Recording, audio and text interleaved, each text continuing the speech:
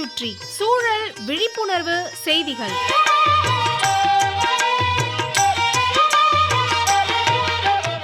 அன்புள்ள முத்துசாமி ஐயா அவர்களுக்கு உங்கள் மாணிக்கம் எழுதும் மடல். நலம் நலமறிய ஆவல்.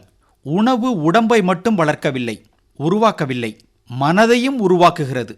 மன உணர்வுகளுக்கெல்லாம் அடிப்படையாக இருப்பது உணவுதான்.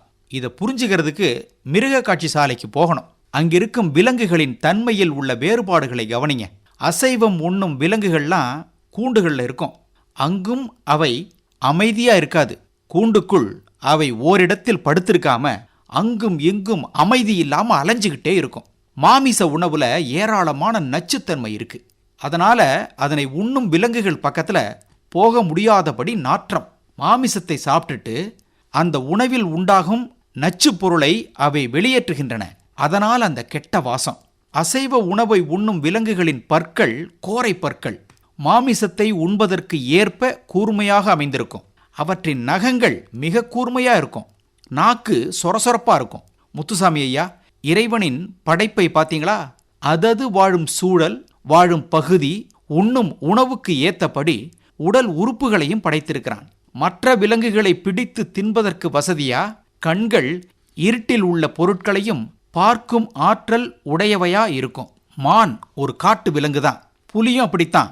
புலியை விட மான் மிக வேகமாக ஓடக்கூடியது. அதன் உடல் அமைப்பெல்லாம் அப்படி. புலி மானை விட கொஞ்சம் மெதுவாத்தான் ஓடும்பாங்க.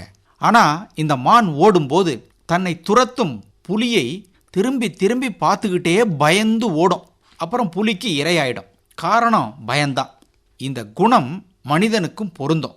ஏதாவது ஒரு சிரமம், பிரச்சனை, நோய் நொடின்னா பயந்துடுறோம். பயந்து பயந்தே செத்து போயிட்டாம்பாங்க.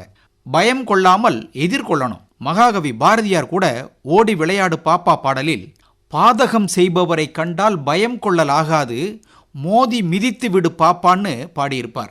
அதுபோல பயப்படக்கூடாது. நோய் தாக்குதே, என்ன செய்ய போறோம், ஏது செய்ய போறோம்னு பயப்படாம எதிர்கொள்ளணும். ஓடும் மான் கூட பயம் கொள்ளாமல் ஓடிக்கிட்டே இருந்ததுன்னா புலியால் அதை பிடிக்க முடியாது, தப்பிச்சிருக்கும், உயிர் பிழைத்திருக்கும். அதைத்தான் மக்களுக்கு நினைவூட்டணும். பயம் கொள்ளலாகாது, மனதைரியம் வேணும். நோய் எதிர்ப்புக்குண்டான உணவுகள் இருக்கு, அவற்றை பார்த்து சாப்பிடணும். நோய் எதிர்ப்புக்கு தடுப்பூசிகள் வந்துருச்சு, அதை அவசியம் போட்டுக்கணும். என்னாகுமோ ஏதாகுமோன்னு நியாயம் பேசிட்டு இருக்க கூடாது. முத்துசாமி ஐயாவுக்கு தெரியும், தடுப்பூசிகள் போடும்போது உடம்புல நோய் எதிர்ப்பு சக்தியை தூண்டுவதால் லேசான காய்ச்சல், சளி, இருமல் போன்ற சின்ன சின்ன பக்க விளைவுகள் ஏற்படலாம். அதனால பயம் கொள்ளலாகாது. வேறெதுவும் மாற்று கருத்துக்களை தெரிவித்து மக்களை குழப்பக்கூடாது. நல்லுணவு அவசியம். நம்முடைய ஆற்றலை பெருக்கிக் கொள்வதற்காக உணவை உட்கொள்ளணும். நம் உடல் நலத்துடனும் பலத்துடனும் இருக்க வேண்டுமா? குறித்த காலத்தில் சாப்பிட்டுடணும்.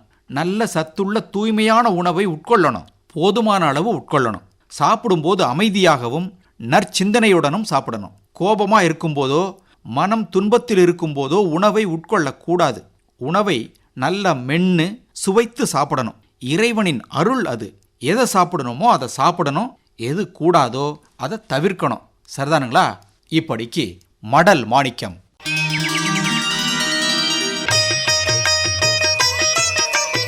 நம்மை சுற்றி சூழல் விழிப்புணர்வு செய்திகள் கேட்டீர்கள்.